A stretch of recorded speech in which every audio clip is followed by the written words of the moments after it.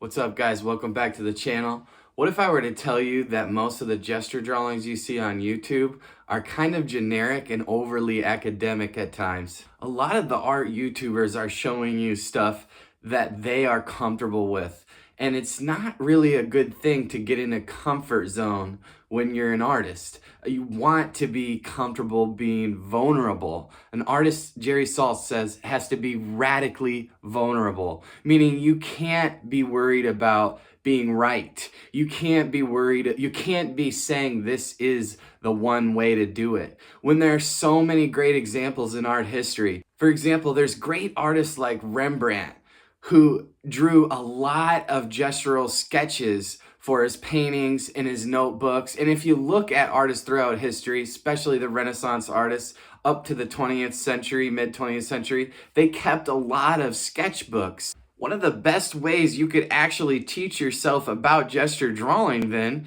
is to look up artists like Rembrandt, like Giacometti, like Frank Auerbach. A lot of these artists show you through their own example what a real original gesture drawing is. Not something that gets taught in school because the teacher has found a comfort level drawing a certain way and they only show you their own drawings, their own work.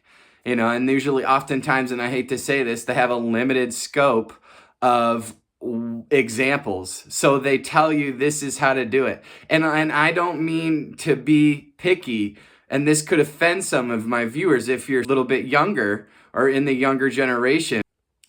Learning how to draw on the computer or on your iPad, like Adobe, sketching from anime, that is not how to learn drawing.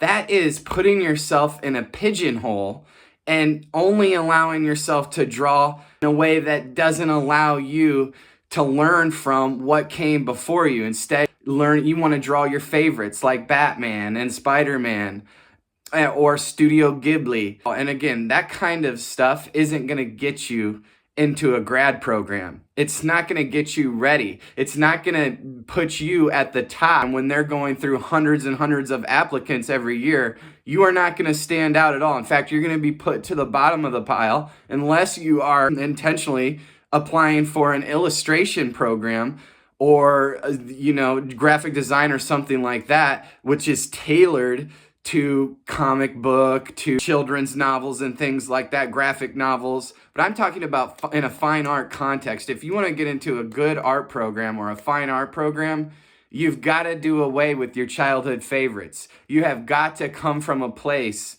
that has history and knowledge and art historical context behind it. And that's why I'm giving you the information I am, and why you should seek out my channel if you really want a broad art education, one that prepares you, because I've been through it. I have the MFA. I went to the good programs. I met a lot of famous working artists. I know what it's like. Just because I didn't become as successful as I'd like to be doesn't mean I don't have the knowledge and can't share it with you, and you can't take the reins and go where you want to go. So if you're paying attention to those beautiful drawings that I showed in the beginning of the video from Giacometti and Frank Auerbach, notice that their lines are very, what you could call skeptical, which is a philosophical term that means questioning what you think initially, and being able to use doubt and skepticism as a way around your own nose, limited or rigid way of thinking, into, again, a healthy degree of skepticism that allows you to contemplate, rethink, redraw, erase, and be almost indecisive in a productive but somewhat non-committal manner, which creates a kind of flexibility in the way you think. And that is a muscle that you want to exercise as much as possible when you're learning how to draw.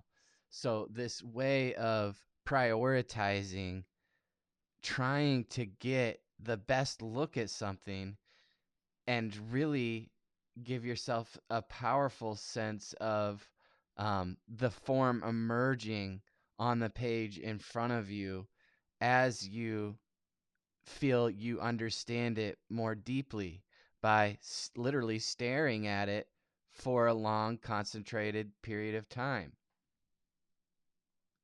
In this way, you're gathering information from the world as you experience it, almost like a writer might try to articulate their experiences. But Elmore Leonard, a great writer, once said that if it sounds like writing, rewrite it. And so you can see the nature of doubt and the nature of skepticism, which you've ever heard of an artist like Paul Cézanne. He had a massive amount of skepticism and doubt that really permeated his career.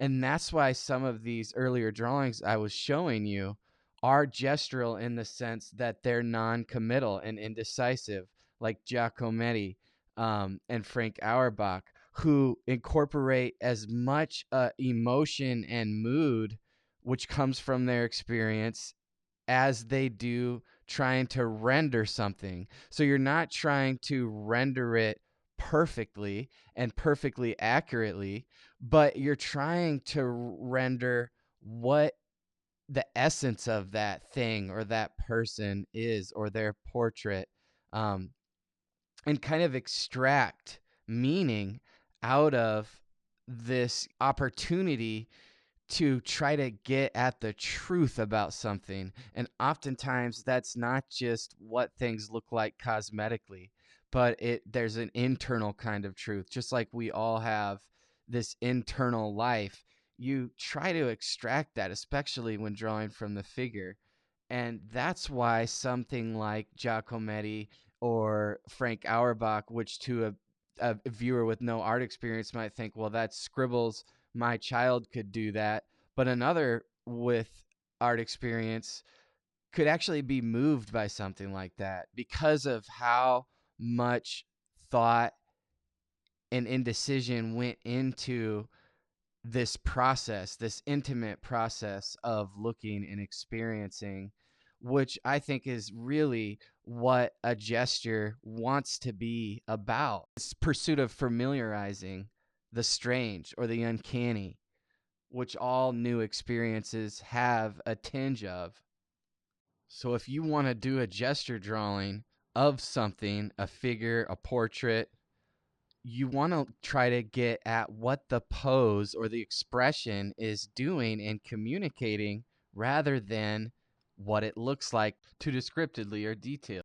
And prioritize getting through the form as fast as you can so that you can go back and revisit and accentuate what is the major emphasis of the pose or the expression. For instance, if it's a expression of a portrait, is it looking downcast? Is it a 3/4 view? Is it a profile view? Is it a frontal view? Are they looking the viewer in the eyes? Are they looking beyond the viewer? Is there some kind of facial expression that you could give allusion to? Because we're coming directly off blind contour exercises, I'm doing about 50-50 here in this particular drawing. 50% looking, 50% not looking at the page. And this keeps me on this track of a continuous line, which is a continuous thought. There's no erasing here because a gesture drawing is like a one fell swoop. You're trying to get things down in an immediate, direct way. It allows you to focus on the things that are most important, which a gestural drawing is about, right? Remember, it's not about the details, but what the figure is doing, or the face is the way that where the face is looking, that kind of thing.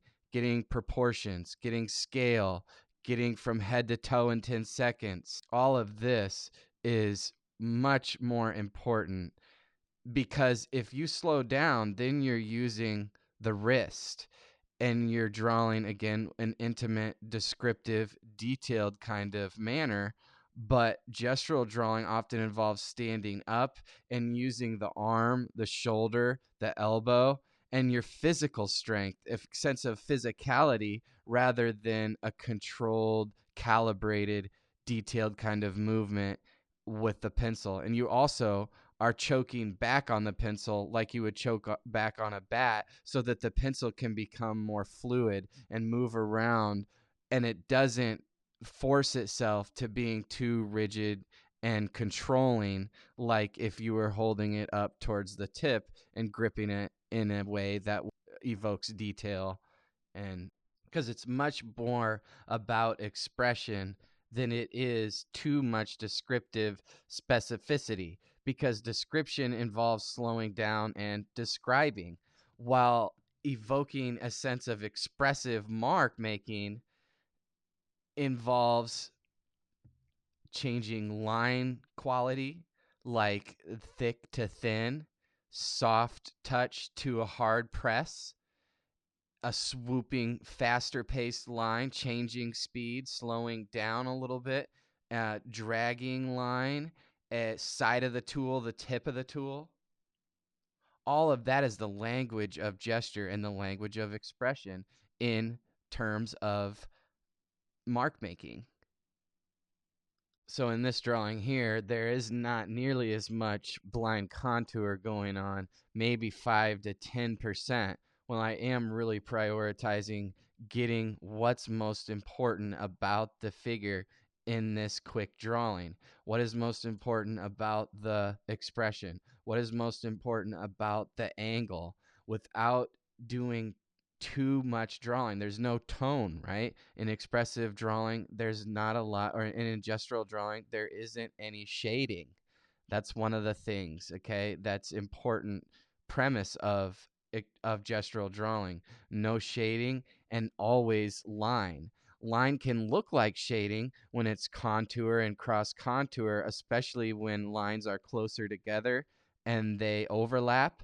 It can look like something filled in, but it's really lines that are multiplying in close proximity. As lines spread farther apart and get thinner, you'll notice more light getting in. So you can tone with gestural line, but you're still prioritizing what it's doing, not how it looks in this or that light quality. But just remember, darker values distinguish foreground from background, and a sense of light and shadow can be evoked along with a feeling of weight and volume. So here's a quote about gestural drawing in a book called Drawing: A Contemporary Approach. Begin with either broad shapes or lines and then alternate between the two. Define the more important areas with sharp, incisive lines or with darker shapes, and correct and amplify your initial image. You can change the position or placement of the forms, or enlarge or decrease the scale of certain parts. Keep the drawing flexible and capable of change. Here's another quote on sustained gesture. The use of sustained gesture combines a description of what the object is doing and what it actually looks like. Verisimilitude is not a primary concern in these beginning exercises. They are, however, a path to more accurate observation and drawing. Sustained gesture begins in the same spirit as before, with a quick notation of the entire subject. After this notation, however, an examination of both the subject and the drawing takes place. At this point, you make corrections, establishing scale and more accurate proportion between the parts. Now you define the precise edges. The result is that the sustained gesture drawing actually begins to look like the object being drawn. Near the end of the chapter, they list some tips about gesture drawing. Draw quickly for the first 2 minutes, and then stop and analyze your drawing in relation to the subject. Have you stated the correct proportion and scale among the parts? Is the drawing well related to the page? Redraw, making corrections. Alternate drawing with careful observation of the subject. Avoid making slow, constricted marks. Give consideration to the placement of the subject on the page, to the distribution of lights and darks. Look for repeating shapes. Avoid overcrowding at the bottom of the paper. By a more precise line or by a contrast between lights and darks in a particular area, create a focal point. Rub out areas of the drawing with a cameo, a piece of paper, a paper towel, or your hand to create toned areas and to leave pentimenti in corrected areas.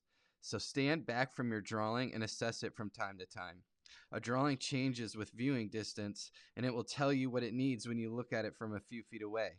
Another way to assess the drawing is to see it as it is reflected in a mirror. The reverse mirror image frequently reveals glaring imbalances or mistakes. A sustained gesture drawing can last 5, 10, 15 minutes or longer. I think it can even be shorter than that, 2, 3 minutes, even 30 seconds to a minute, as long as the gestural spontaneity can be maintained. Guidelines for gesture exercises. Number 1, stand while drawing. Number 2, use paper at least 18 by 24 inches. You can get this from Blick.com, Jerry's Artorama, Amazon. Use any medium, ink, graphite, charcoal. Use large arm movements. Scan the subject in its entirety before beginning to draw. Be aware that the hand duplicates the motion of the eye. Keep your drawing tool in contact with the paper throughout the drawing. Keep your eye on the subject being drawn, only occasionally referring to your paper. Avoid outlines. Draw through the forms. Activate different areas of the paper by varying the placement of your subject. So once you make contact with the paper, begin anywhere, top, bottom, side, and keep that line continuous. The complete drawing gives the effect that it would be unwound or unraveled. Use a single line to draw through the forms as if they were transparent. The line bridges space between objects. Outside edges as well as internal shapes are defined. A continuous line drawing creates enclosed, repeated shapes. Let the lines go off the page on at least 3 sides. Vary the weight of the lines, pressing harder in areas where you perceive a heavier weight or a shadow, or where you see the form turning into space, or in areas of abrupt change in line direction, like the emphasis of a pose, whether it's standing, whether it's reaching, whether it's sitting, whether it's reclining. And so ultimately, you also want to develop a good habit of varying the weight of the line. Wherever you see the most light in the form and the less defined the line is, a lighter line with a softer touch, the tip of the pencil rather than the side. And then where you see heavier weight, which could be an area where there's built up shadow, or an area that's just darker in general than anything else, or an emphasis point like a planar change of the subject. So vary the line weight to markate those kinds of places and be intentional about it. The more you practice this, the more it will come naturally, and you won't have to think about doing it. It'll just be incorporated into the way you work. So these kinds of gestural drawings, because they're normally done relatively quickly paced, they have a lot of energy to them. And so you revisit areas multiple times. Again, like a wire that's tangling and untangling, you might revisit, if you're drawing a portrait, the eye of the form several times and moving your pencil in different directions around the form, coming back down, going up and meeting another line and overlapping lines. Thicker lines tend to come forward, and thinner lines tend to move backward in space, recede in space. With the longer gestural drawings, you can kind of allow your line to dimensionalize the object or give the object volume and mass by building that line, shaping it into a contour around the major forms of the object, inside the forms, across the forms, up and down the forms. When you're a student of art history, you get to be exposed to what came before you. And I have taught for about 12 years. And I cannot tell you how often students don't care about the artists that came before them. I don't know if it's just this generation. I don't know what it is. But a lot of art majors don't care to study other artists. They think that their own knowledge is enough to get them by.